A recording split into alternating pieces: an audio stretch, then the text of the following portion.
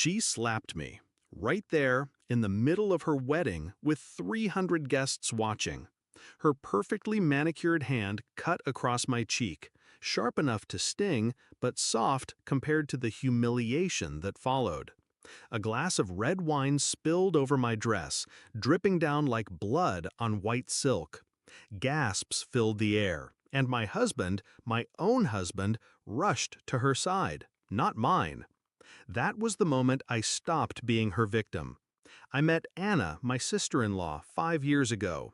She was dazzling then, smiles too wide, compliments laced with poison. She made me feel like an intruder in her brother's life, no matter how much I tried to belong. But I ignored it. For him. For the man I thought would always stand beside me. He never did. Every family dinner was a test I had to endure. Anna criticizing my job, mocking my clothes, sliding little digs about women who marry above their league. And he always laughed it off, told me to let it go. But he never defended me, not once. And still, I stayed. The betrayal didn't come all at once. It came in pieces. A phone left unlocked. A message that wasn't mine. My husband's late-night whispers that stopped when I entered the room. A familiar scent on his shirt. Her perfume. My sister-in-law's perfume. At first, I thought it was my paranoia, the product of years of her bullying. But suspicion turned into certainty the day I found his wallet on the kitchen counter. Inside, a folded receipt for jewelry.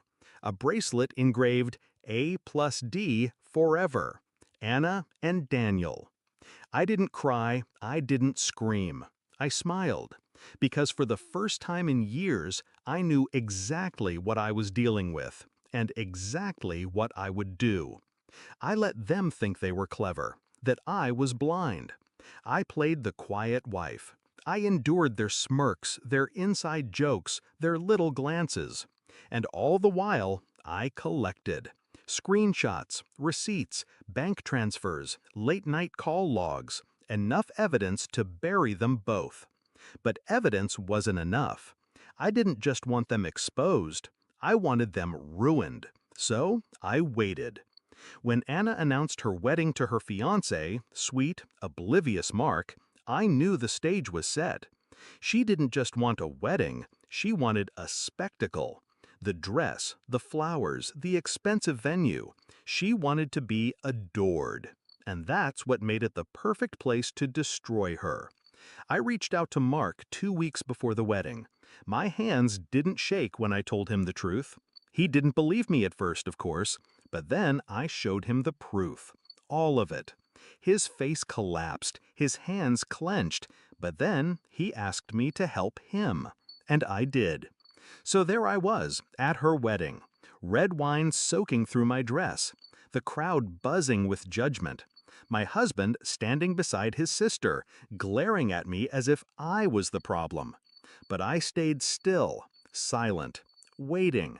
Because this wasn't my scene. This was Mark's. He took the microphone during the speeches. The room went quiet. His voice shook at first, but then it grew stronger, steadier, fueled by betrayal. "I want to thank everyone for coming," he began. "But before we celebrate, there's something you should all know. Something about the bride." Anna froze. The color drained from her face. Mark turned the microphone toward the crowd. "While we've been planning this wedding, my fiancé has been busy sleeping with her brother-in-law, my best man's wife's husband." Silence. Heavy.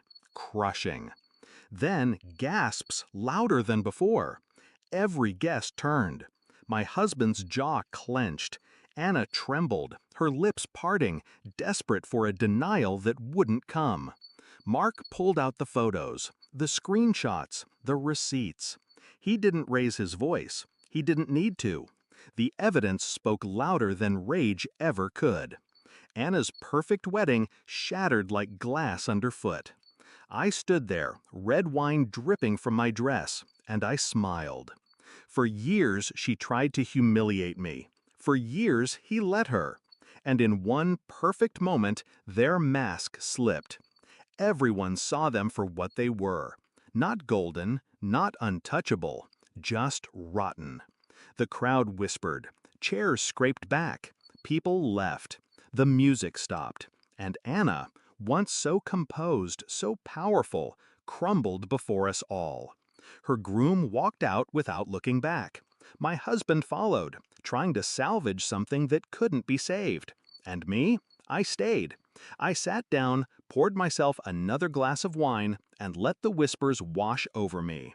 They weren't laughing at me anymore. They were laughing at her.